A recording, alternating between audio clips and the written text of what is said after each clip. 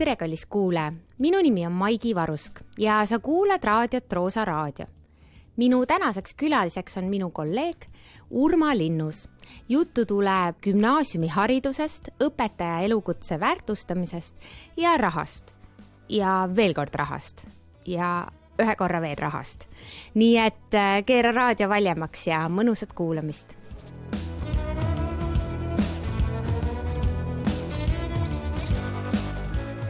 Mina usun, et kui me õpime teisi tundma, siis me õpime ennast ka paremini tundma. Ja minu vastas istub siin täna Urma Linnus. Tere, Urma! Tere, Maigi! Mis sa arvad, ma olen seda küsinud osade kolleegide käest ka, millise esmamulje sa jätad noorele kolleegile? No ilmselt üsna vana kala mulje. Vana kala mulje või? Kui kaua sa oled koolis töötanud? Koolis nüüd läheb 1. septembrist 42. õppeaasta. Ma ise ka imestan, et ma olen veel siin. Kas sa oled tahtnud loobuda vahepeal? On mõtteid olnud, aga tihtipeale elu ja paneb need asjad niimoodi paika, et ma pean ütlema, et ma ei ole kunagi õpetajaks tahtnud saada. Selleni me kohe jõuame. Aga minule jätad sa võib-olla natuke tõsise mulje koolis.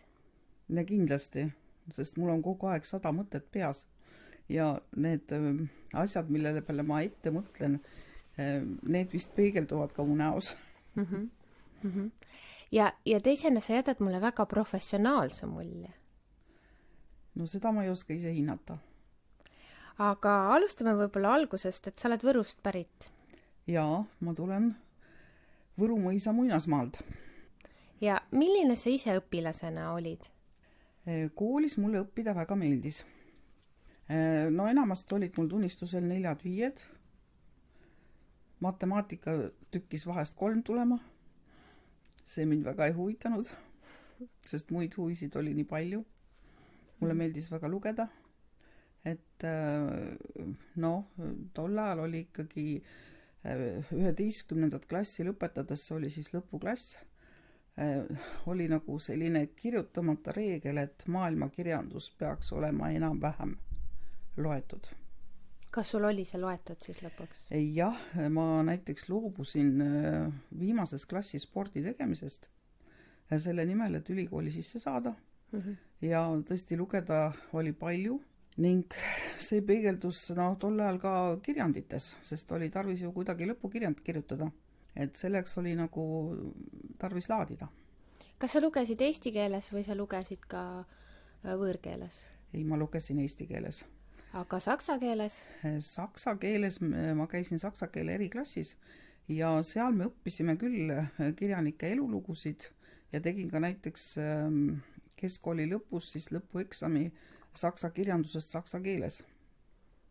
Sest sa tulid täna sisse siia stuudiosse ja sa lugesid seda saksakeelset postrit. Ja. Et sul on see huvi säilinud siiamaani? On. Mulle väga meeldib, jah.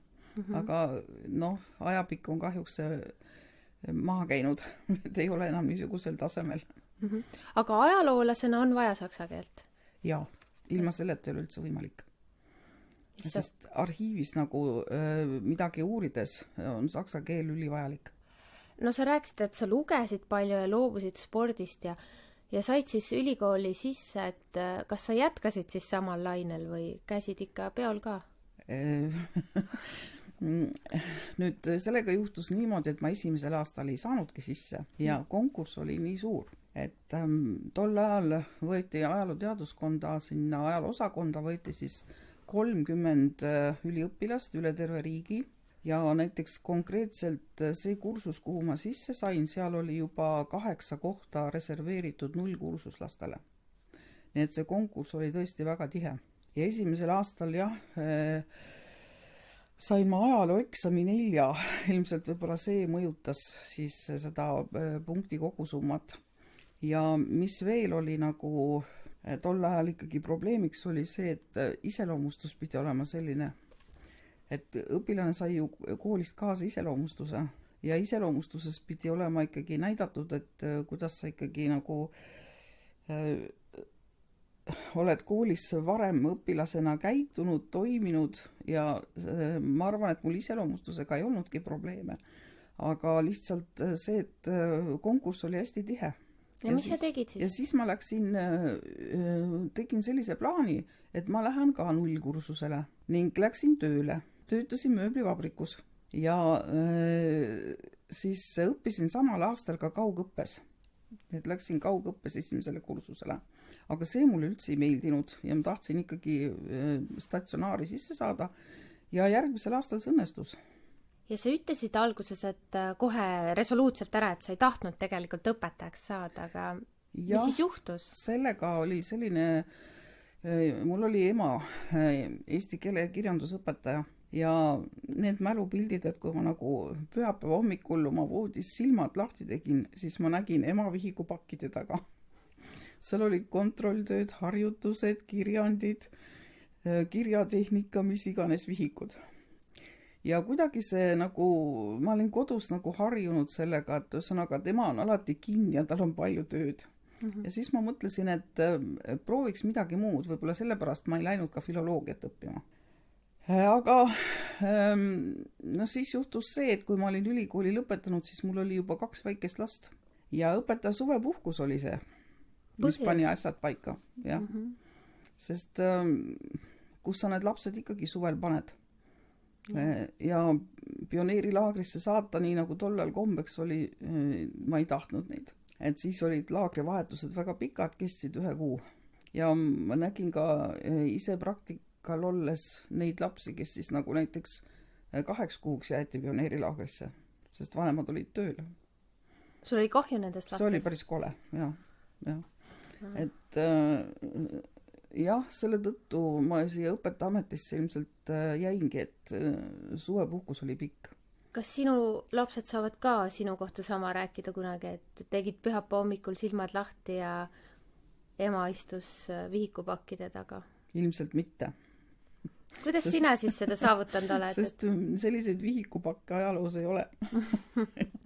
Jah, et on küll palju parandada, nagu ütleme, pikad arutlused olid omal ajal parandada, jah, et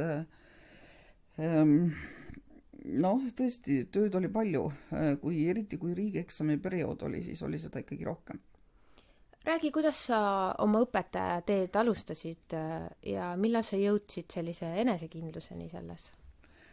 Õpetaja tööd ma alustasin Võrumaal, väikeses maakoolis, see oli Kääpa 8-klassiline kool ja seal ma käisin ainult 2 päeva nädalas, sest seal ei ole täiskoormust ja minule see väga sobis, sest tol ajal olid ju tunnid ka laupäeviti, nii et mina käisin teisipäev ja laupäev koolis ja siis mees sõitis Tartust Võrru, hoidis lapsi nendel päevadel, kui mina käisin koolis ja nii ma siis 2 esimest aastat seal töötasin. Ja seejärel otsiti mind üles Tartust, Karlova koolist, kuna sealne õpetaja läks pikale lapsepuhkusele ja siis ma olin olnud Karlova koolis praktikal, nad tundsid mind ja siis, kuna meil ka valmis nagu korter Annelinnas Tartus, kooperatiivkorter, et siis tulin Tartusse ja töötasin siis Karlova koolis. No selle enesekindlusega oli niimoodi, et see oli päris suur muutus tulla väikesest maakoolist suurde linnakooli. Ma mäletan ka esialgu ühte niisugust juhtumit, kus tol ajal juba tunniplaanis 7. tund oli midagi väga koledat, sest õpilastel tavaliselt nii palju tunde polnud ja oli vist mingi 8. klass, kes siis ühesõnaga 7. tunniks oli valmistunud niimoodi, et nad olid kohalikus nurga peal poes käinud saia ostmas. Ja juunel siis hakkas igav seal tunnis, eks ole, ja algas saiasõda. Ja mina olin sellest muidugi päris šokeeritud, aga ma suutsin rahulikuks jääda ja läksin pärast siis selle klassijuhataja juurde. Ja ütlesin, et vaadake, mis nüüd saab, eks ole, et sellist saiasõda ma enam nagu näha ei tahaks. Tema kuulas mind, tema oli ka muide saksa keele õpetaja, Heli Kööbi, ja kuulas mind ja ütles, et oi, see ei ole ju midagi, ole õnnelik, et nad kohupiima ei ostnud. Et niimoodi ma oma esimesed ristsed sain. Ma kujutan ette, et sa olid üsna selline nagu range. Mitte, et sa praegu ei oleks, aga... Ja tuli ennast ikkagi kehtestada. Oled sa häält tõstnud klassi ees? Ikka. Palju? Raske hinnata. Mõned juhtumid on kindlasti olnud selle pika aja jooksul. Ja pärast Karlovat? Siis, kui Karlova õpetaja Maja Nagel tuli tööle, siis läksin ma Kivilinna kooli. Et seal ma töötasin ka 10 aastat, ja siis läksid minu teed selle kooli direktoriga lahku. Nii et ma ühesõnaga otsisin omale nagu siis uut kohta. Ja siis Miina Härmas oli tol ajal, ei olnud küll täiskohta, eks ole, aga ma alustasin siis poole koormusega esimesel aastal. On paljud õpetajad, kes tulevad ühte kooli ja jäävad sinna. Sina oled nüüd mõnes teises koolis ka töötanud, et kas seal on nagu vahe sees? On küll. Iga koolikeskkond on erinev. Ja seda ma tundsin eriti, kui ma Härmasse tulin. Ja mille poolest see minu jaoks erines, et Härmas oli selline stabiilsete vanade õpetajate kaader. Ja see oli hoopis midagi muud. Et, mis see nagu andis siis? Kõik olid nagu väga omal alal professionaalsed. Ja vaata, nende hulgas töötamine sundis ka ennast tegelema iseenda ja aineõpetamise ja metoodika ja kõige muuga. Millist ajalootundi sa ise kõige rohkem naudid? On see siis teema, on see siis mingi ülesanne, on see siis? Et mulle meeldib endale selline tund, kus ma saan midagi lisada. Näiteks filmilõigu, näiteks muusikapala, mis nagu iseloomustab just seda ajastut ja seda tundi eriti hästi. No näiteks, kui me Kuuba kriisi õpime, siis me kuulame ka Kalmer Tennossaart. Sa magad, Chiquito, mu poeg. Kas on veel mõni näide, mis sa mulle tuua võiksid? Ma olen nii kaua eemal olnud ajalootundidest. No neid näiteid on päris palju.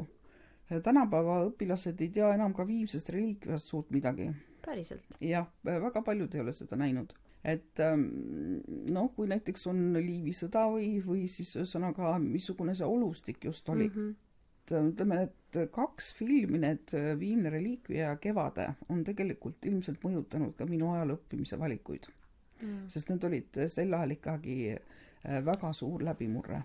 Võrreldes sellega, missuguseid filme me olime harjunud vaatama. No minu kogemus on selline, et ajalootund võib olla nagu igav. Ja mu küsimus on, kas ajalugu saab üldse nagu klassis õppida? Või peab selleks minema välja, peab selleks reisima, tunnetama seda, nägema seda? Minu arvates ikkagi klassis peaks need eelteadmised olema, sest mida sa muidu tunnetad? Et väga palju andis mulle endale ka juurde see, kui 90. aastatel piirid lahti läksid ja ma tõesti sain käia neid objekte vaatamas, mida ma õpetasin. Et see oli tõesti äärmiselt nagu silmi avardav ja siis sa teed selle, ütleme, slaidiprogrammi sinna juurde ja sa tead, millest sa ikkagi räägid. Sa oled oma silm on kuningas. Et sa ei ole ainult õpikust lugenud ise, eks? Jah. Et ajaloos on neid laiendusvõimalusi metoodikas väga palju. Nii et see on nagu õpetaja enda teha, kuidas ta siis seda näitab. Milline on praegu Urma Linnuse ajalootund? Praegune ajalootund on kombineeritud tund ilmselt, sest seal on siis nii loengut, nii iseseisvad tööd. Seal on tööd ka näiteks teinekord telefoniga, midagi tuleb otsida kusagilt. Seal on digivahendid, seal on allikad kindlasti. Et nüüd on meil ilmunud väga häid õpikuid, kus on nagu palju ajalooallikaid ja nende allikate üle arutlemine on minu meelest ajaloos üks oluline asi. Ja milline näeb välja Urma Linnuse kontrolltöö või arvestus? Vaata, arvestuse osas olen mina natuke konservatiivne. Et mulle meeldib see, kui õpilased teevad arvestustöö kas kirjalikult või suuliselt. Sest muidu ma nagu väga eriti aru ei saa, kuidas nad mõtlevad. Et minu jaoks on tähtis see, et ajalugu ei ole ainult õppeaine, vaid ta peab õpetama mõtlema. Ja selle tõttu õpilased kurdavad tihti peale, et need kontrolltööd on rasked või need arvestustööd on rasked. Aga mina hindan seda nagu seda protsessi, et mis nagu sellest teksti lugemisest, teksti arusaamisest, mis sellest protsessist nagu, kuidas õpilane selles protsessis on paranenud. Nii et fakte sa pigem küsid vähem? Faktidega on lugu nii, et neid saab ju igalt poolt vaadata. Ja teiseks ma alati annan nagu atlase kätte, et faktid on atlasest tihtipeale kirjas. Et selle peale ma nagu aega ei raiskaks, et nagu fakte lihtsalt pähe ajada nagu korrutustabelit, vaid fakti peab oskama kasutada. Oskad sa tuua mõne näite oma kontrolltööst, mõne küsimuse? Küsimustega nüüd on niimoodi, et ma panen erinevaid küsimusi, põhjuse ja tagajärje seos on kindlasti, nii, siis on mõni selline laiendatud analüüsiv küsimus, kas või näiteks, et miks olid talvesõja tulemused just niisugused, nagu nad olid, siis muidugi see küsimus peab olema väga täpselt sõnastatud, et õpilane ikka tõesti vastab sellele, mida ta sealt loeb, ja? Et see küsimuste koostamine ongi nagu selles mõttes huvitav, et sa pead eeldama ka, missugune see vastus on. Ja kui õpilane saab nagu teisiti küsimusest aru, aga see vastus on ikkagi nagu näha, et ta on läbi mõeldud, siis mul ei ole selliseid kriteeriume, et mingi vastus on õige või vale. Ikkagi see analüüsi koht. Ja, see analüüsi koht on oluline. Kuidas siis saab sinu kontrolltöötaks või arvestustaks nagu hästi ette valmistada? Mida tuleks teha? Mida tuleks teha? Vaat esimene asi on tunnis käimine. Ja, tund on ikka selline koht, kus mina nagu ei räägi õpikut ringi, vaid me analüüsime juba tunnis, me harjutame seda analüüsioskust ja üritan luua hästi palju seoseid, et niimoodi jääb ka kergemini meelde. Et seoste loomine ja analüüsioskuse harjutamine, et see nagu on tunni mõte. Nii, aga muidugi ka kodutööd ei tohi jätta tegemata. Sest ühesõnaga see tekst tuleb ikkagi läbi lugeda. Ja lugeda niimoodi, et sa mõtled selle juures ja see on mõtestatud lugemine. See on hästi oluline. Kas sul on klassis olnud aja jooksul ka õpilasi, kes juba teavad seda kõike ja igavlevad ja vaatavad, et mida see linnus seal seletab? Ütleme, et huvitav on just see, et kui õpilane on väga tark, siis ta tihtipeale on nii intelligentne, et ta nagu ei näitagi seda välja. Et kas või näiteks üks näide on Oliver Mõttus, keda ma nagu ajasin tunnist ära. Ajasid ära, jah? Ja, ajasin ära. Selles mõttes, et ma sain aru, et ta jagab hästi süsteemi, tegi mõned kontrollküsimused ja sõnaga tema nagu süsteemis ei eksinud. Arvestades seda, et teistele kõigile, kes seal ümber kaudu istusid, oli see teema täiesti uus. Siis minu meelest nagu saab aega kasutada paremini. Sellel ajal siis võiks nagu tegeleda millegi muuga, aga ta tegeles ka muidugi ajalooga palju, aga lihtsalt siis olümpiaadi tasemel. Mis on vahe riiklikul õppekaval ja olümpiaadil? Kas see analüüsi tase või ka teadmiste tase või hulk? See vahe on suur. Et riiklik õppekava annab nii-öelda algteadmised, A-B tase.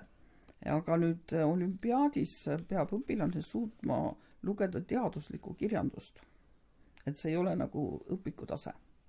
Et ta peab suutma lugeda teaduslikku kirjandust, analüüsima seda, jätma ka muidugi olümpiaadiks siiani on olnud, et jätma ka ikkagi tohutult palju meelde. Sest abivahendeid tal ei ole olümpiaadil siiani olnud. Ja siis lihtsalt kasutama oma mõistust ja mõtlemisoskust seal olümpiaadil, et kõikide nende küsimustega toime tulla. Aga see pakub pinget, et selle tõttu ajal olümpiaadid on olnud küllaltki nagu õpilaste rohked, et nii mõnelegi pakub see pinget. See võistlusmoment kui ka siis see, et sa suudad seda kõike nagu lugeda ja teha. Kas seal on piiritletud ette mingi aja? Jah, seal on antud teema. Ja. Näiteks sellel aastal tuleb olümpiaad läheb kordamisele, kuna koroona tõttu jäi vabariiklik voor ära. Et selle aasta teemad on teine maailmasõda, Eesti 18. sajand ja islam. Väga mõni teema väga aktuaalne selles suhtes. Ja. Aga kuidas oled sa ajapikku näinud, on muutunud õpilaste suhtumine või kas on muutunud ajaloo õppeainesse? Noh, ma ei oskaks öelda, et nüüd just konkreetselt ajalukku väga see suhtumine on palju muutunud, aga üldse õppimisse. Sest Nõukogude kool, kus oli nagu kohustuslik keskharidus, et kõige suurem murrang toimus siiski, kui Eesti Vabariik taastati, et siis nagu hakkasid nagu õpilased rohkem aru saama sellest, et nad õpivad iseendale, haridus on vajalik, et Nõukogude kooliga võrreldes oli see vahe suur. Kuigi ka seal oli alati häid tegijaid. Et aga niisugune üldine hoiak muutus selle tulemusena, jah. Et siin, ma pean ütlema, et see võib-olla riigieksamite perioodil oli nagu see õpimotivatsioon ka kõrgem, sest kõik tahtsid nagu tulemusi saada millekski ja neid tulemusi ka arvestati. Et selles mõttes nüüd ka ütleme, ajaloo õpetamise metoodika oli tol ajal, oli riigieksamite ajal nagu mitmekesisem kindlasti, sest tulid nagu sellised uued nähtused nagu arutluse kirjutamine. See arendas hästi palju, sest minu meelest, mis on Eesti kooli eesmärk, ongi see, et sa nagu oskad ennast väljendada ja mõtestatult arutleda. Kas sa tooksid tagasi ajalooeksami? Ma arvan, et jah. No põhjus ongi selles, et ütleme, praegu on nagu see 3 riigieksamit ainult. Pakett jääb nagu väheseks. Et ütleme, et tõesti, mul on eesti keele ja kirjandusõpetajad omal ajal ka öelnud, et see, kui ajaloos hakati arutlust õpetama, et see aitas ka palju kaasa nagu kirjandi tulemuste paranemisele. Õpilase seisukohalt ka võib-olla tööd oleks muidugi rohkem, mis oli tollal ka eriti hea oli siiski, et ülikoolid arvestasid. Ajalukku sai sisse ajalooeksamiga, mitte matemaatikaga nagu praegu. Ma ei tea, kas see on loogiline, eks ole? Sa parandasid ajalooeksamid, on mul õigus? Jah. Kuidas sa nägid, oli Eesti selline üldine tase? Eksamitööde üldine tase või? Et seal oli igasuguseid töid. Et oli ka väga väikeste punktidega töid, sest ühe punktiga sai ju läbi. Mingil põhjusel, miks õpilane oli selle siis eksami pidanud valima, sest see 5 oli kohustuslik. Aga oli ka väga häid töid. Et ütleme, selline keskmine oli kuskil seal, Eesti keskmine oli kuskil seal üle 50 punkti. Ma arvan, et harjutamiseks on kõik hea, et eks eksam andis ka mingisuguse kogemuse. Kas sa arvad, et tuleb tagasi veel? See vist sõltub rahalistest võimalustest. No sa oled nii palju metoodikaid näinud selle aja jooksul, igasuguseid uuendusi. Mis on see üks uuendus, millega sa nagu ei ole tahtnud kaasa minna? Kohe nagu ei oskagi öelda. Et ma olen üldiselt alati püüdnud vähemasti ise läbi teha seda, mida soovitatakse ja mida nagu, ütleme, teised kolleegid on teinud. Ajaloo õpetamises ma seda ei mäleta, aga ma mäletan, hindamises on küll igasuguseid rumalusi olnud. Et oli periood, kus me pidime 2 taha panema plussi ja miinuse. Mis asja? Jah, see tähendas seda, et see 2 on üritatud järgi vastata ja kui oli miinus, siis ei olnud vastamas käidud. Ja seda kontrolliti, et päevikutes oleks kõikidel 2 miinused ja plussid taga. No see oli tõesti minu meelest naeruväärne üritus. Mis siis juhtus, miks see ära kaotati? Saadi aru, et see on naeruväärne? No millalgi jah, lõpevad kõik lollused otsa. Kas sa paned plusse ja miinuseid veel tööde peale või? Aeg-ajalt siiski panen, jah. Kui mul nagu ei ole teist võimalust, et näidata õpilasele lihtsalt. Jah, et kuhu suunas see hinne kaldub. No eks selle hindamisega on üldse ju niimoodi, et osad ütlevad, et see on eriti subjektiivne just sellistes arutlustes, et kui palju sa oled pidanud nagu vaidlema või põhjendama oma hindeid õpetajana? Ja päris palju, jah. Et selle ütleme, et see arutlemise hindamine ei oleks subjektiivne, siis selleks töötati välja ka juhend. 25-punktine juhend ja kui sa selle juhendi nagu õpilastele selgeks õpetad, et siis ta oskab nagu ise ka vaadata. Et ma olen kasutanud niisugust võtet ka, et ma olen lasknud klassis õpilastel ise arutlust hinnata, teise õpilase arutlust. et see nagu näitab palju ja paneb nagu hästi nägema, et tulemus on tihtipeale selline, et õpilaste hinded on rangemad kui minu omad. On, jah? Sa oled range hindaja? Ma arvan, et keskmine. Aga on see ajas muutunud? Oled sa leebemaks jäänud? Ma arvan küll, jah. Et vaat see riigieksam iseenesest tähendas seda, et siis ju võrreldi sinu tulemusi. Jah, et seal me kindlasti ka hindasime rangemalt. Ajas tõesti, et vaatad praegu rohkem sellele õppekava omandamisele kui protsessile. Et see kõik, mis seal õppekavas kirjas on, ei pea õpilasele meelde jääma, vaid lihtsalt, et ta läbiks selle protsessi. Aga et ta läbiks selle protsessi siiski mõtestatult.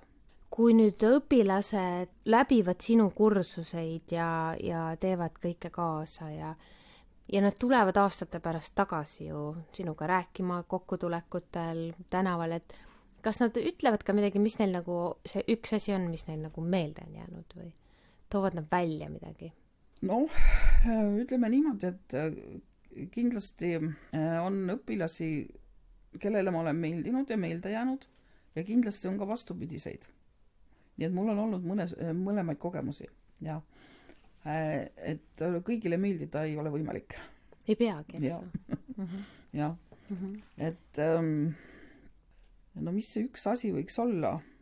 Ma ei teagi, millest see nagu seisneb, aga sellel suvel näiteks paluti mulle anda edasi nagu tervitused kui lemmikõpetajale, mida ma kooli ajal nagu ei tea, eks ole, et võib-olla siis nagu kui pärast elus inimesed hindavad seda aega tagasi.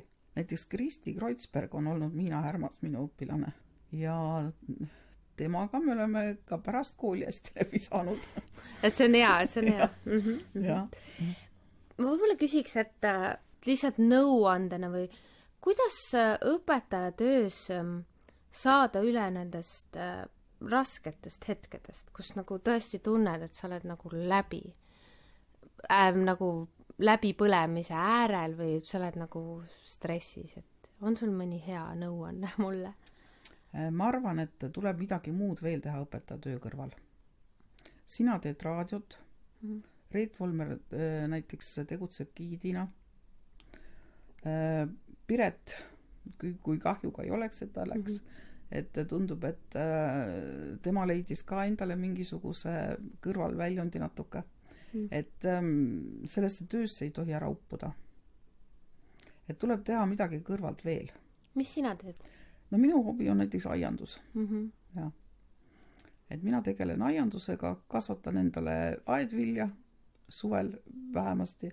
Et olen seda praktiliselt kogu elu teinud, kunagi päris suurtes mastaapides, nüüd muidugi palju väiksemates. Et peab olema mingisugune nagu teine hobi või niisugune kõrvalasi, kus sa nagu lülitad ennast välja nendest õpetaja mõtetest. Eks see oleneb, eks paljud õpetajad teevad kõrvalt ju raha pärast teist tööd. Et kuidas selle rahaga on, kuidas see palk, mis su esimene palk oli? Või minu esimene palk oli 80 rubla, seda ma mäletan täpselt, ja see oli 2 tippi. 2 üliõpilase tippi. Ja pärast seda ma pean ütlema, et selle palgaga nagu nõukogude ajal oli ka see suhteliselt madal ikkagi, sest siis ju ka nagu ikkagi hoiti nagu haritlaste palgad madalad, sest need tükkisid tihtipeale oma peaga mõtlema, seda ei olnud tarvis. Aga suhtumine kuidagi seal maakoolis näiteks oli õpetajates eriti tore. Et seal nagu niisugust, ütleme, tühja õiendamist ette ei tulnud ja siis oli ka õpetajal teatud boonused, nagu näiteks ahjupuud toodi koju ja sõnaga kartuleid võis saada kolhoosist niisuguse väga odava hinnaga ja mis iganes. Hiljem ma pean ütlema, et kui 90ndatel aastatel õpetaja palk oli päris nagu arvestatav, sest siis see oli võrdne ka arstide palgaga. Aga kui me vaatame, kuhu see praegu on jõudnud, siis arstide mediaanpalk on üle 3000 praegu ja õpetaja prognoositav keskmine töötasu koos kõigi lisatasudega on 1586 selleks aastaks.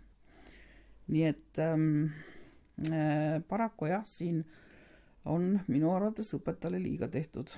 Selle koormuse juures, kus praegu õpetaja töötab, no oleks normaalne, et tema palk oleks 3000 eurot. 3000? Jah, see ei ole palju. Arvestades, et tegemist on tööga inimestega, arst töötab samamoodi inimestega ja ma ei tea ühtegi arsti, kellel puudus gümnaasiumiharidus. Aga miks ei ole siis? See on poliitikate valik, et kuidas nagu siis hinnatakse õpetajate panust ja tööd.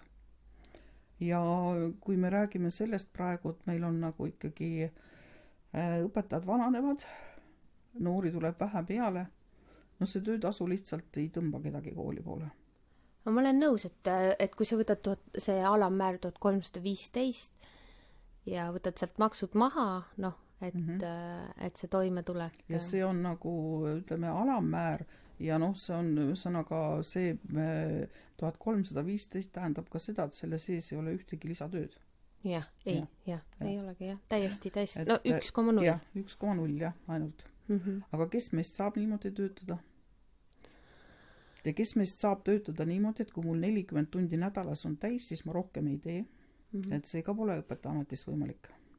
Jah, et paned ukse kinni ja mulle üldse ei meeldi nagu see jutt, et sõnaga, et õpetaja töös on palju muid komponente kui palk. Ma ütlen veel kord, et esimesel kohal palk, teisel kohal palk ja kolmandal kohal palk. Ja vaat siis hakkavad lahenema ka kõik muud probleemid. Mis see kõige suurem probleem siis veel on peale palga? Mis sa näed? No mina ise seda ei ole tunnetanud, aga nagu ma ajakirjandusest loen, on ikkagi see probleem suhtlemine lapsevanematega. Et üldse õpetaja autoriteet ühiskonna silmis ei ole kuigi suur. Aga miks ei ole? Kas me oleme ise selle maha mänginud või meid nähakse kuidagi lihtsalt ma arvangi see, et ühesõnaga, et suhtumine algabki palgast. Ikka, raha. Ja, see läheb sinna välja, sest noh, lapsevanematel on tänapäeval väga suured õigused, kaasa arvatud ka õigus oma laps kasvatamata jätta. Nii et tihtipeale me ju koolis lahendame neid probleeme, mis on kodunt pärit. Jah, et koolis ei saagi tegeleda õppimisega, vaid tegelema hoopis mingite teiste asja. Ja see on nagu ikkagi ilmselt väga paljude koolide probleem. Sa oled siiski jäänud õpetaja töö juurde. Miks sa oled jäänud õpetamise juurde? Jah, et kas see ongi see suvepuhkus või? Jah, see on üks argument kindlasti. Et noh, lihtsalt elu on kujunenud niimoodi, et ma olen ka plaaninud seda vahetada, seda elukutset, aga siis on jälle midagi vahele tulnud sellist, kus ma oma plaane teostada ei saa. Nii et lihtsalt jah, elu on niimoodi läinud. Või on see sul veres? Ütleme nii, et ma tunnen, et ma saan selle tööga hakkama. Ja ma arvan ka, et õpetajateks nagu siiski pigem sünnitakse. Mitte ei koolitata ennast. Ja, sest koolitus ja kõik see haridus ja kõik sinna juurde on äärmiselt vajalik, aga isiksuse omadused peavad mingisugused sellised olema, kas või näiteks enesekestetamise oskus, et ilma milleta õpetaja klassi ees vastu ei pea. Ja see tähendabki seda, et vaadake seal nagu tekibki inimeste hulgas selektsioon või nende ka, ütleme, need, kes nagu õpetajaks lähevad õppima. Et me ju teame, et väga paljud lõpetavad eriala, aga tööle nad õpetajana ei jõua, sest kerge see amet ei ole.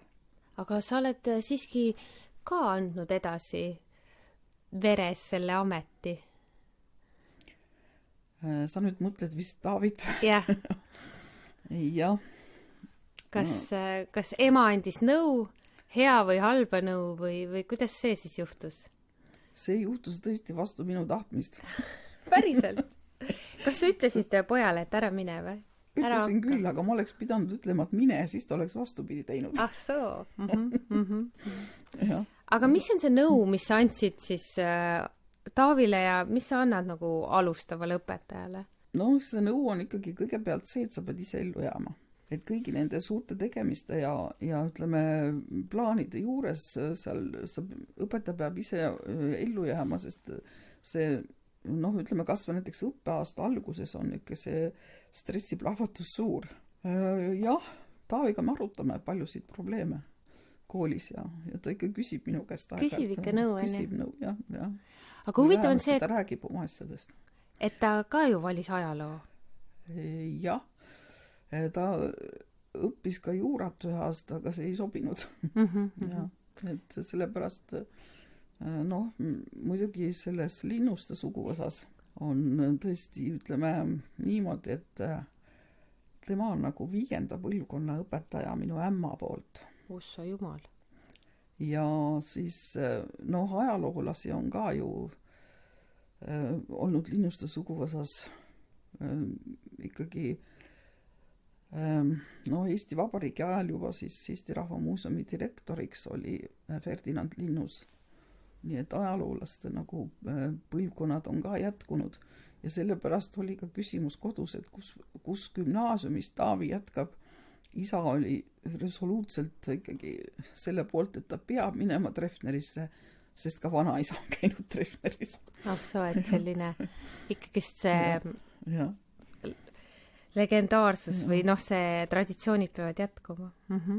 Nii on läinud, jah. Jah. Ma guugeldasin sind ja ma guugeldasin su pilte. Vaatasin, mis tuleb, kui guugeldada Urma Linnus, et mis pildid tulevad. Mis sa arvad, mis on esimene pilt, mis sinust tuleb kohe? Ma ei tea, kas ma olen näinud kusagil Kaur-Kanguri mingit tehtud pilti, kus Linnusel on sarved peas, kas see või? Ei olnud see, aga seda ma tahaks küll näha. Nagu kuradi sarved või? Jah. Miks ta niimoodi tegi? Lihtsalt mingi nali, jah? No see oli jah, nende nali. Ja. Sinu klassis, eks ole? Ma otsin selle kindlasti üles, aga see ei olnud. On sul veel mõni pakkumine? Siis on mingisugused need raudteejaamas tehtud pildid vist, kus ma õpilastega olen seda Vabadusse rongi vaatamas. See oli ka, aga esimene pilt, mis tuleb, on üsna uus ja sa seisad seal kahe meie teise kolleegiga ja sa said aasta hariduse teo siis sellise auhinna, tunnustuse ja see projekt vist kandis nime Tamm, mille tõrud idanevad kogu maailmas. Jah, see oli ka, jah. Räägi sellest lähemalt, mis see oli see projekt? See nii väga uus ei olegi. Uuem selle. Jah, mitu aastat tagasi. See oli nagu niisugune projekt, kus me üritasime nagu, ütleme, kooli ajalugu siis siduda nagu õpilaste tegevustega. See lause pärineb ühelt kooli juubeliaktuselt, kus oli siis tehtud väga niisugune ilus video nendest tammedest, mis meil akna taga kasvavad ja siis nendest õpilastest, kes siis on nagu läinud laia maailma. No see on üks projekt, aga sa oled teinud ju väga palju projekte ja mulle tundub, et sulle meeldib näidelda. Mis sa või? Miks sa nagu selle peale tuled? Ma ei tea, mulle tundub, et näiteks kui oli sünnipäeva tähistamine või oli eelmine aasta oli see õunaõuepäev vist oli, on mul õigus. Et sulle meeldib nagu näidelda või esineda või teha selliseid... Pigem mulle meeldib õpilasi esinema panna. Sulle meeldib see hoopis? Et need asjad on olnud siis niimoodi, et ütleme, kui paluti, siis tuleb teha lihtsalt, aga jah, ma olen tõesti lavastanud koolis õpilastega igasuguseid teemapäevi. Et eriti kuldajad jäid selles osas Kivilinna, sest siis oli see Eesti Vabariigi algusaastad ja siis seal ma tegin selliseid mastaapseid aktusi, kus siis sõnaga õpilased kõiki ajastuid seal kujutasid. Nii et jah, see selline õpilaste esinema panemine, see on nagu, ütleme, nende stsenaariumite kirjutamine, see on huvitav. Sulle meeldib see? jah, tuleb otsida vaata kokku ka niisugused laulud, mis sinna sobivad ja eriti hästi tuleb see siis välja, kui sul on nagu hea koostöö mõne muusikaõpetajaga. Kas sa oled seltskonnas pigem see, kes on keskpunktis või see, kes on nagu vaikselt istub? Mulle meeldib kuulata, mida inimesed räägivad. Ja ise ka sõna sekka öelda, jah. Aga mulle tundub, et sa oled ka mõnikord üsna konkreetne ja otsekohene siiski. Jaa. Võib-olla liiga või? See ei ole nagu, jah, ilmselt väga hea omadus. aga tundub küll, jah. Et vähemasti, jah, et mul on alati asjadest oma arvamus. Kas ma võin küsida, mis su arvamus on distantsõppe kohta? Distantsõppe kohta ma arvan seda, et minu jaoks oli see tõeliselt suur samm. Umbes nagu inimese lendamine kuule. No nii suur või? jah, sest mina selles digimaailmas eriti tugev ei ole. Ja nüüd see, kui palju abi ma koolist sain, et see oli nagu muljetavaldav. Nii et isegi mina tulin sellega toime ja ma ei oleks eladeski uskunud, et ma annan tunde. Et minu jaoks oli see nagu täiesti uue maailma avastamine. Et noh, mis muidu distantsõppesse puutub, siis jah, see on nagu ajutiselt abinõu, et aga muidugi see ei saa kesta kuigi kaua. Sest tarvis on ikkagi seda vahetut kontakti. Nii et noh, selle tõttu ma kontakttunde pooldan ikka rohkem kui distantsõpet. Ja muidugi distantsõppega on ikkagi see asi ka, et ka õpilane peab olema sellest huvitatud. Õpetaja poolsest pingutused üksinda vähe. Ja, et mustade kastidega suhtlemine tunnis ei anna mulle mingit ülevaadet, ma ei saa mitte millestki aru. Et ma pean saama ikkagi õpilasega rääkida, kui ma saan temaga rääkida ja suhelda, siis on kõik hästi. Aga niipea, kui nad seda kaamerat sisse ei pane, siis on minu meelest see tund üsna mõttetu. Ma küsin veel su käest mõned küsimused ja tahaks teada sinu arvamust võib-olla pikemalt ka. Et sul on üks jokker, et sa ei pea ühele küsimusele siis vastama, et sa võid jääda oma vastuses hoopis mõne kolmanda variandi juurde. Aga mõned küsimused veel kooli kohta. Et oled sa valmis? Jaa. Klassijuhataja või aineõpetaja? Mõlemit. Mõlemit. Kumba tööd sa rohkem koju kaasa võtad? Kas klassijuhataja tööd või aineõpetaja tööd? No seda ei ole võimalik mõõta. Ei ole. Sest klassijuhataja töö nagu tiksub su peas 24/7. Aga aineõpetaja töö, see on niimoodi, et sa parandad teatud tööd ära ja ütleme, valmistad selle tunni ette ja ütleme, sellega on selleks korraks kõik, eks ole. Klassijuhataja, informaator või emalõvi? Ma oleksin ise ikkagi informaator.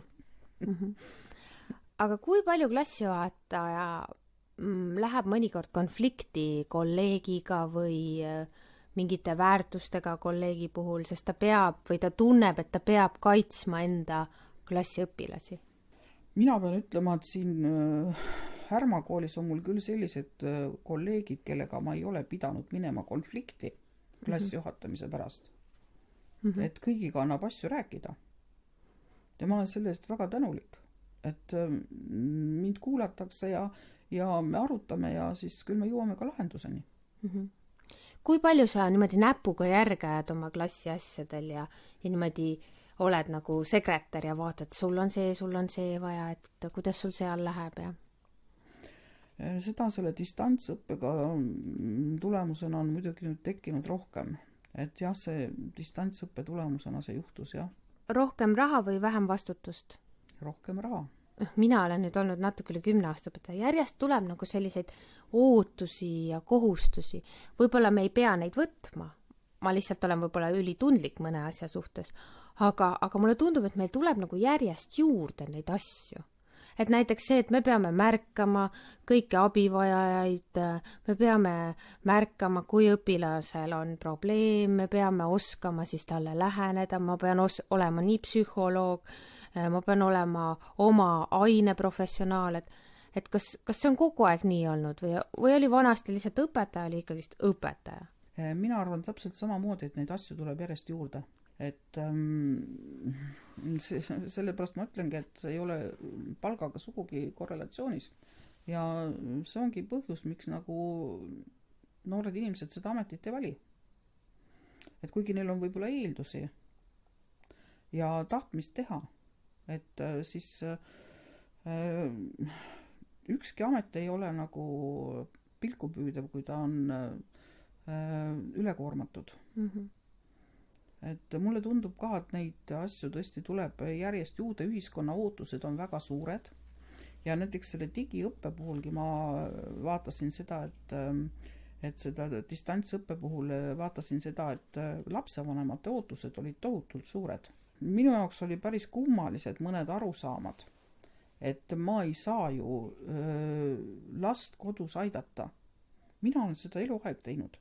Oma lapsi ma olen ikkagi aidanud kodus õppida. Nii, samal ajal olen ma saanud ka õhtusöögi tehtud. Nii et ma arvan, et nagu lihtsalt võib-olla ka see, et inimeste koormatus üldse töökohtadel on tänapäeval võib-olla on niisugune suurem, et tullakse töölt ja ollakse väga väsinud. Et aga siis kuidagi tuleb oma elu sättida niimoodi, et mina ei arva, et nagu lapsevanem ei võiks natuke last kodus aidata. Kas või sõnade kontrolli teha või kas või vaadata lihtsalt üle, et kas nüüd need asjad on kõik tehtud ja see järjepidevus on eriti oluline. Et kui sa nagu järjepidevalt oma last natukene aitad ja kontrollid, see ei pea olema totaalne niimoodi, et ma teen kõik tema eest ära, sugugi mitte. Näiteks minu eest ei õppinud kodus mitte keegi kunagi. Ja minu vanemad aitasid mind tõesti minimaalselt. Et lihtsalt see, et oma asjadega tuli ise hakkama saada. Õpik või õpetaja? Õpetaja.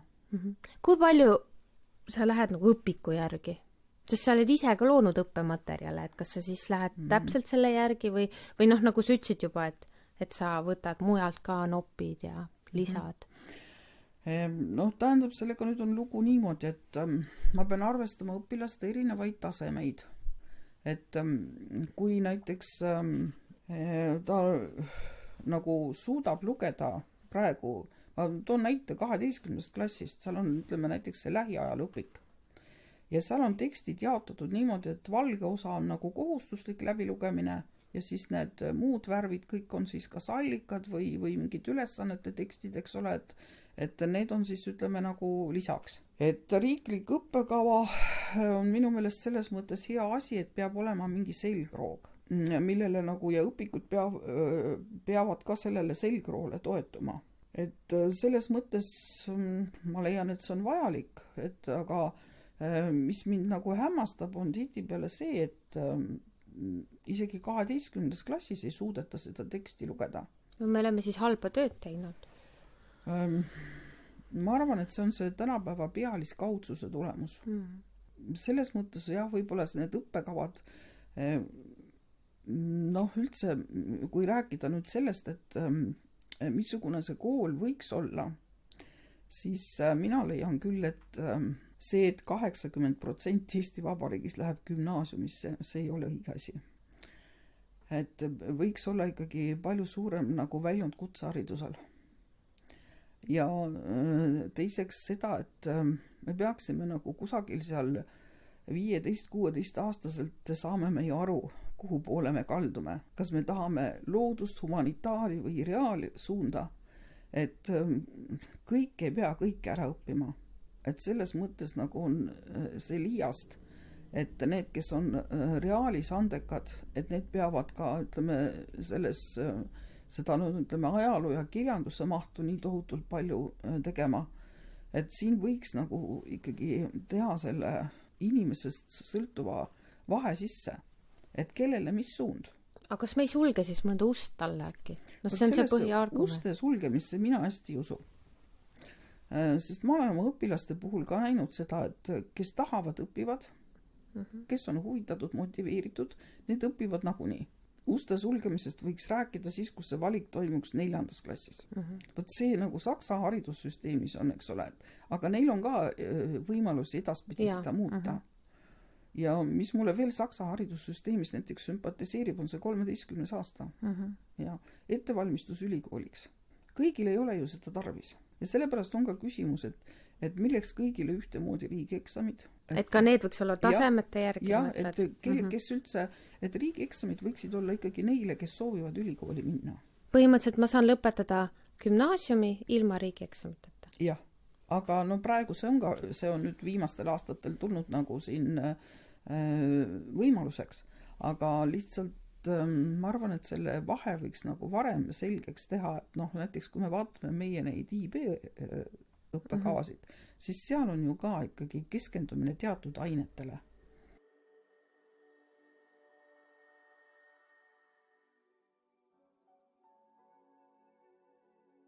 Ja siinkohal on aeg väikseks pausiks. Võib-olla väike selgitus. IBO IB diplooma õppekava on 2-aastane stuudium, mis valmistab õpilasi ette ülikooli õpinguteks. Õpilased saavad ise valida, milliseid aineid ja millisel tasemel nad õppida tahavad. Ma jäin mõtlema, kas mina gümnaasiumis 17-aastasena oleksin osanud valida ja kas ma oleksin olnud valmis ise vastutust võtma oma valikute eest. Ja sa ei pea kõike nagu omandama. Sa lähed ühte rohkem süvitsi lihtsalt. Ja kui inimene on õppinud õppima, siis ei olegi tarvis tema jaoks kõiki neid uksi. Ta leiab ise selle ukse üles. Aga selle eelduseks on see, et ta on õppinud õppima. Mul oligi järgmine küsimus, aga sa vastasid juba ära ja see küsimus oli gümnaasium üksikutele või kõigile? Gümnaasium kõigile ei ole kindlasti õige suund. Aga see ei ole ka mitte üksikutele selles mõttes, et noh, ütleme, et seal ma arvan, et kusagil 50% ulatuses oleks see normaalne. No gümnaasiumi puhul muutub gümnaasium üha nagu sellise atraktiivsemaks siis, kui ta pakub erinevaid asju, erinevaid uusi asju. Et mis sina arvad sellest, et on erinevad suunad, väga palju suundi? Kuidas sina kujundaks selle gümnaasiumi? No ma arvan niimoodi, et need põhisuunad võiksid ikka samad olla. Humanitaar ja... Jah, et ühesõnaga teeme seal nagu selle vahe selgeks ära, eks ole. Ja siis muidugi, noh, eks iga kool võib ju tänapäeval pakkuda midagi uut ja huvitavat juurde, et võt sealt tulenedes, et see jääb nüüd sellele suunale just näiteks, ütleme, mingisugune sotsiaalmeedia suund. No, meedia on ju ikkagi humanitaarinimeste teema. Et miks mitte? Aga ma ütlen veel kord, et näiteks klassijuhatajana mind häirib ka see, et see matemaatikas edasi jõudmine on ikkagi kõigile väga raske. Niisugusel tasemel, nagu seda nõutakse. No, argument on vist see, et see paneb meie mõtlemise paika, see matemaatika. Ei, see ei ole minu jaoks argument. Seepärast, et samamoodi saab mõtlemist õppida ka ajalootunnis. Ma olen nõus. Et sa näed klassijuhatajana, et see on see komistuskivi? See on praegu minu meelest Eesti gümnaasiumisüsteemi üks komistuskive. Sest kui ma mõtlen nagu õpilase seisukohalt ka, kui mul pidevalt läheb ühes aines ikka väga halvasti, siis no, see on ju korralik stressiallikas. Ma ei kujutaks ette seda. Jah, mina näiteks ei kujutaks ka ette näiteks, et mul oleks kooli ajal olnud mingites ainetes 2. Et see oleks minu jaoks olnud tol ajal täiesti vastuvõtmatu. Et noh, siin muidugi ma näen, et need matemaatikaõpetajad meil ka, nad ikka teevad suurt tööd ja püüavad õpilastele maksimaalselt vastu tulla. Aga ma arvan, et see ei pane kedagi inseneriks õppima. Jah, sest kui inimene tahab inseneriks saada ja tal on need eeldused, siis ta seda ka saab. Ta saab selle ukse ise avatud. Et on vales suunas me ei pea kõiki sundima matemaatika uksest sisse minema. Et noh, teatud ajani on see vajalik, aga siis võiks anda rohkem valikuid. Ma ei ütle, et see matemaatika peaks päris ära lõppema gümnaasiumis, aga et noh, see maht, et selle mahu eesmärk oligi ju tegelikult minu teada see, et inseneri õppe Eestis nagu sai väga vähe tudengeid. Ja siis üritati nagu selle matemaatika ka neid sinna meelitada, aga noh, tundub, et see ei ole päris õige. Mis sa arvad, kas see muutub? Ma loodan. Ma annan sulle valiku. Meri või Rüütel? Meri. Meri. Jah. Miks? No tähendab selles mõttes, et tol ajal, kui Meri oli president, siis meil oli väga vaja minna maailma ja tema seda tegi. Jah, nii et ütleme, et tema nagu olemus ja see keelteoskus ja see vaimne pagas oli see, mis nagu siis suutis viia Eesti maailma. Mis sa praegu arvad Eesti riigist? Ma tahaks teada. No Eesti riik tervikuna on väga hea, et ta on olemas. Sest ma olen elanud ka teistes riikides ja neid enam tagasi ei tahaks. Mõned asjad võiksid kahtlemata paremini olla. Näiteks kas või presidendi valimised. Jah, et see ütleme, erakondade kemplemine ja oma võimu näitamine ei ole minu jaoks just kõige intelligentsem teguviis. Hommikul või õhtul? Hommikul. Kas sa oled hommiku inimene? Ma ei oska öelda, et ma oleks lausa hommiku inimene, aga mulle väga meeldib päeva algus.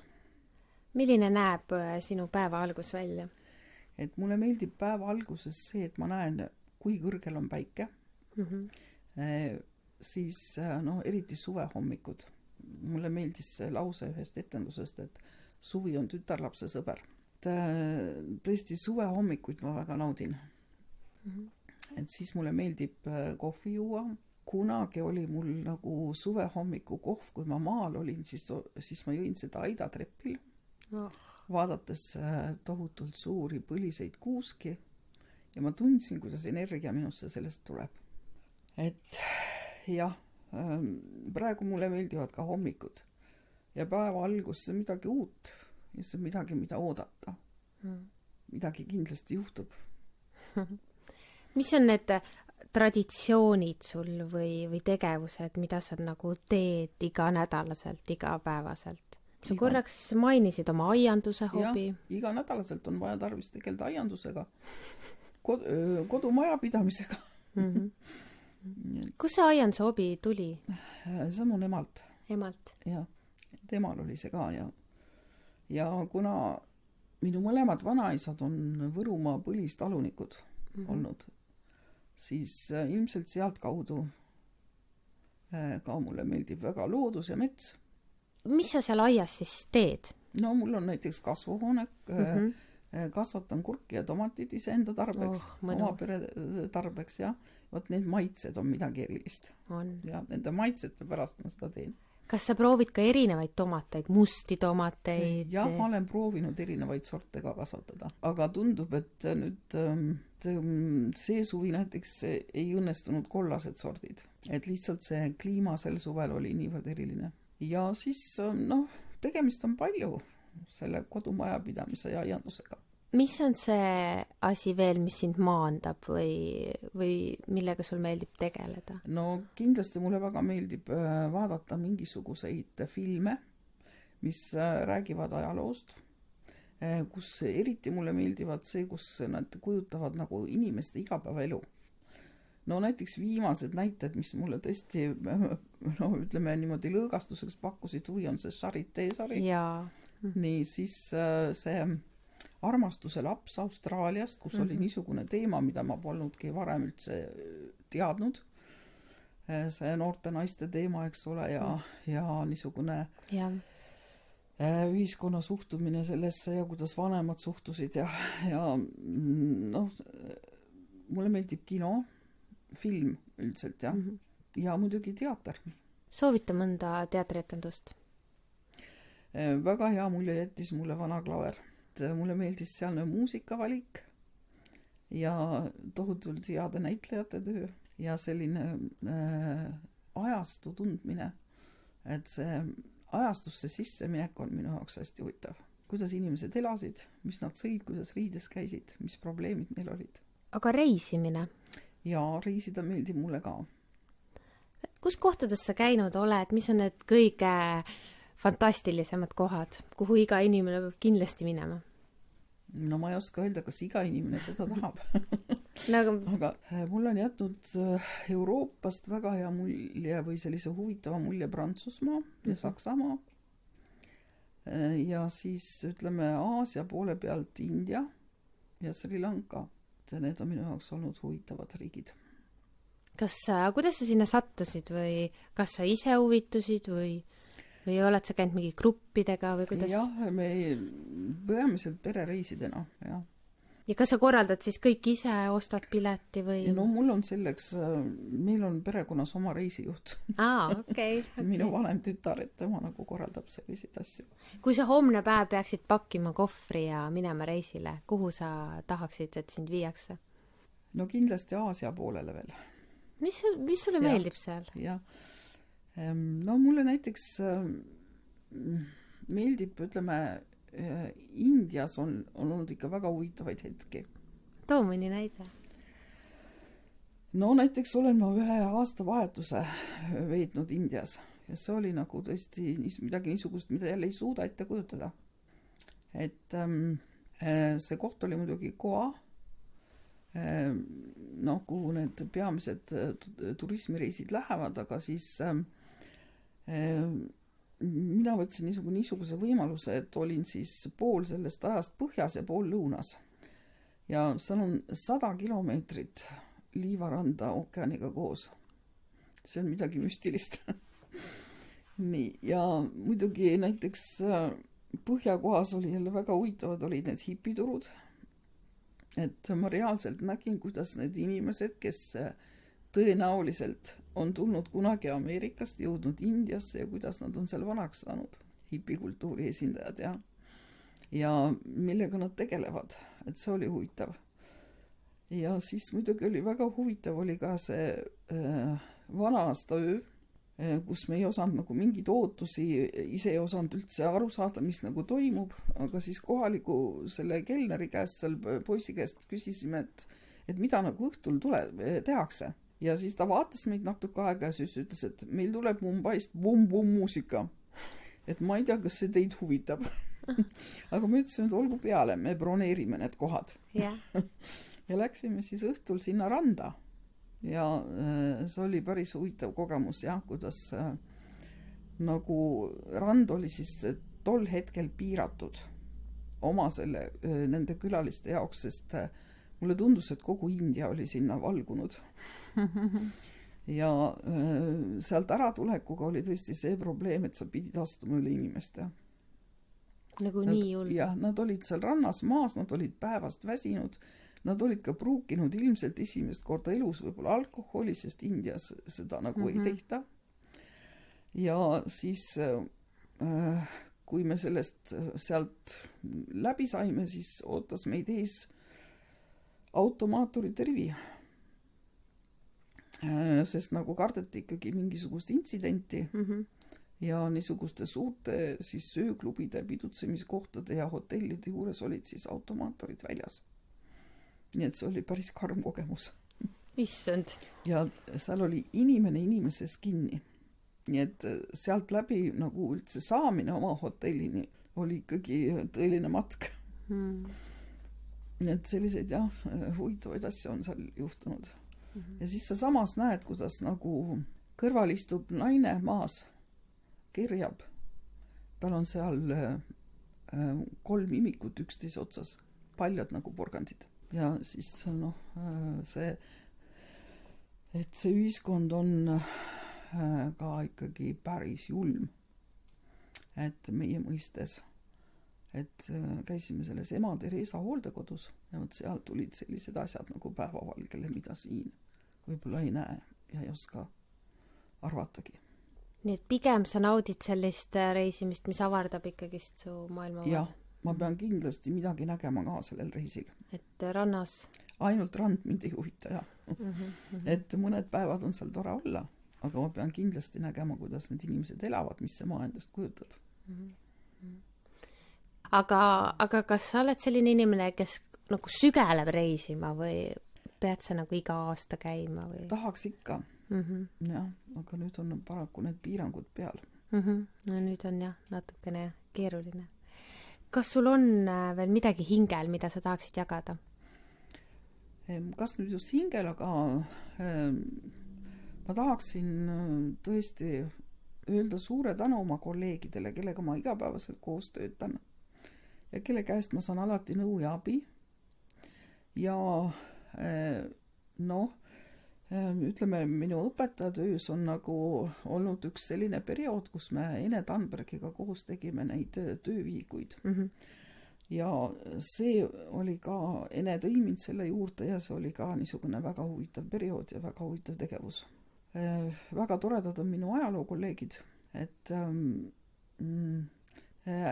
hästi huvitav on vaadata, kuidas tulevad uued noored inimesed, nagu ütleme, praegu on Alla, eks ole, kes on ka täiesti teistmoodi minu jaoks ja kellel on tohutu energia. Nii et see kiirgab seda vaheruumi mööda laiali. Yeah. Nii et selles mõttes on nagu tore. Mul on sellest hooajast uus ülesanne. Sa pead võtma silmad kinni kommi ja sa pead arvama, mis värvi see komm on. Nii et selline meelte ülesanne. Oled sa valmis? Ja. Nii. Sa ei tohtinud vaadata. Ai, nüüd ei tohtinud silmi lahti teha. Ei, sa pidid suhu panema. Nii, proovime uuesti, Urma. Nii, pane silmad kinni. Ma pean selle suhu panema. Jaa, sa pead suhu ja arvad, mis värvi see on.